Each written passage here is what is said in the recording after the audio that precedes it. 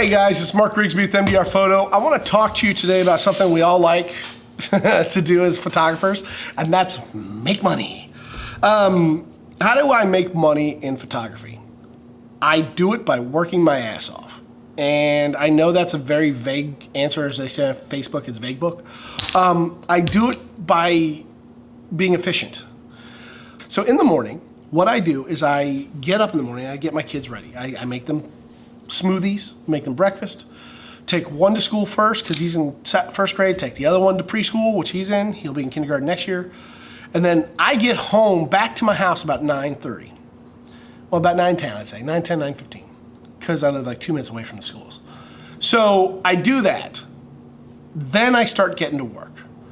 I have a call list that I put together the night before. I call those numbers, usually 30 to 45 people I'll call, companies actually. And I'll call them and I'll cold call them and make pitches about what I do and how I can help them. I've looked at their websites, I've done research. I mean, this is a whole process for me to find clients, and that's a big deal. So people aren't gonna, you have to find your own clients. I don't care what anybody says. I hear the whole thing about word of mouth, and yes, word of mouth is a wonderful thing. And people will talk about you if you do good work and you give them good customer service. But my theory is that I would rather go out and find my own clients than wait for somebody who has no stake in my success to bring my name up. You see what I mean? I would rather go out and generate potential clients than to sit there and wait for someone to bring my name up. If you want to date somebody and you see them across the room and they're beautiful, or they're handsome, or they're awesome, or whatever you want, odds of your friend randomly walking up to that person and saying, here's my friend, he thinks you're pretty, why don't you guys go on a date, is almost nil. No one's gonna randomly at a party do that. Just like this, you rarely have someone randomly say, I've got this photographer I think you should work with. It happens, but not often. Not as often as people like to make it out to be. If you wait for things to happen, it'll happen infrequently, if at all. So make your own clients. I do a lot of research. I find out which companies could use I look at their web pages, I look at whether or not they have headshots, whether they have advertising shots. I look up marketing companies, I look up advertising companies, I see who their creative directors are, I find out how to get a contact with them, and I make a phone call. Now, the thing about this phone call is your job is not to get work that time, okay? Your job, you're not looking to book a job right then, because that's 99.9% of the people you call will need your services at that point. Your job is to get them from saying no to saying maybe, if the time comes. And so you have to call up and say, hey, my name's Mark Rigsby, I'm with MDR Photo. I am a photographer here in Houston, and I am calling up, offering my services to local companies, And I was noticing on your website that some of your headshots aren't up to date. They look a little dark. Find a pain and twist the knife. If they have a product, hey, I noticed that you're selling so-and-so product. What's your advertising like on that? Oh, we go through an advertising company. Oh, really? What advertising company have you been using? Because I've noticed that you only have 1 or 2 product shots, and I thought maybe I could help you with developing more. Well, you might want to call them blah, blah, blah, and you find out, and you move forward from there. It's a fact-finding mission. It's not a job-getting mission. Every phone call that you make is a step forward, not the end of the race. And that's what you got to understand. And too many people will make 1, 2 calls, done. I'm done. Don't need to call anybody else. And this is what has made me successful, is that people stop at 2. 2 is the average number. I found that it takes me about anywhere from 8 to 10 calls, or touches as I call them, to generate work, on average. I mean, some I get in the first call, some I get on the 20th call, some I don't ever get, but it's all about mining them for information and potential work. So I give them a call up, and I say, hey, my name's Mark Rigsby, I'm an MDR Photo, I was looking at your website. I see that I do a lot of photography in your industry, and I'd like to talk to you about potentially helping you out with your website. or helping you out with your marketing plan or whatever. You figure out how you want to attack that potential client.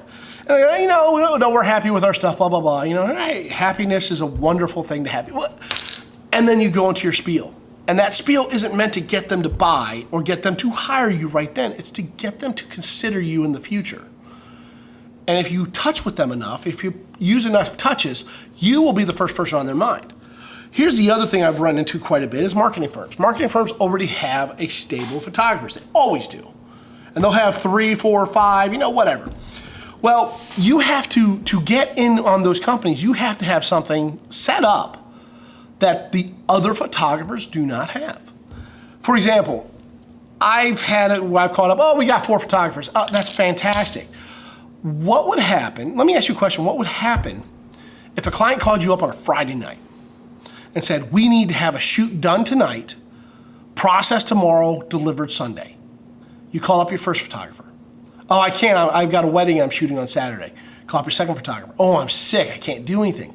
Third photographer. Oh, I can't, I'm doing a shoot in a family today. Fourth photographer. I'm out of town on vacation, I can't make it. You're in a situation where you don't have enough photographers because you went to the 4 that have been really good to you over the past few years, produce excellent images for you, but you are in a situation where you have no one to follow through. So, here's my proposal. Why don't we talk about this? You can put me in your Rolodex. Nobody has a Rolodex anymore, but it's still a terminology. You can put me in your contacts, your Rolodex, however you want to do it.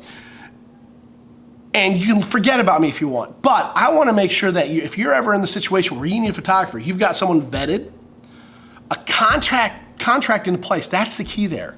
You want to make sure, because contracts take forever. I want to make sure you have a contract in place. You have a photographer vetted. He has a team that can show up at 3 o'clock in the morning if you need it, which I do. I have that. And I do. I have lighting, grips, I have models, I have anybody I can call that they know they'll get paid a little bit extra, because it does cost extra for short-term stuff. And they know that when you talk to them.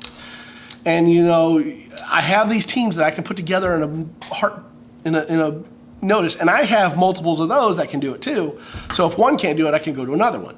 Anyway, the whole idea is to give them a safety net they otherwise didn't have. So basically, I tell them, look, the key here is you'll have a contract. If you get in a situation where you don't have any of your photographers available, you're gonna be sitting there vetting somebody, finding somebody, vetting somebody, putting together a contract when you got the call on Friday afternoon. And this does happen, your marketing plan, this stuff happens. And you're gonna be stuck there without a photographer. No way to do this for them. Put me in your Rolodex, forget about me. If that situation ever comes up, I'll be there for you. And if I'm not available, I'll make sure someone's there for you off my contract, which I do have photographers that I can contact and subcontract out to too.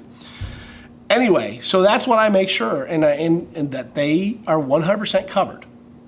And then they put me in the Rolodex. We go through the whole thing, they sign it up. They're never eager, and they don't ever come back, so you have to keep on them because you are not a priority to them at that point, because you are just a safety net. So you have to keep up with them. It's a pain in the ass, but you have to do it. And then once you get in that Rolodex, I can guarantee you will get a call. Happens to me every time. I don't think I've ever been put in a Rolodex. I keep saying Rolodex, which is dating myself, but I don't think I've ever been in a situation where I've been added to contacts or added to a vendor list or whatever, and I've not gotten a call. It happens all the time. So the idea is to make sure that you give them an out. And that's awesome. That's key there. They want services they otherwise are not getting from their current batch of photographers. They want to know that they can, and that's the only way they'll consider you, is if you're offering something the other photographers don't have. So before you make calls, put together a script. I have hundreds of scripts for every type of situation. Whether it's someone saying, no, we're interested, someone hanging up on me, if they hang up on you, you can't do anything, you can't really give them a script. But if someone yells at you, I've had people yell at me, hey, why are you cold calling me, blah, blah, blah. You're a photographer, you shouldn't be cold calling me. Why? How am I supposed to get work? I mean, everyone does SEO all the time, and you gotta wait for someone to search for you. This way I'm searching for somebody. So the key there is to make sure as your time goes on, you'll build up a funnel a manufacturing plant of jobs.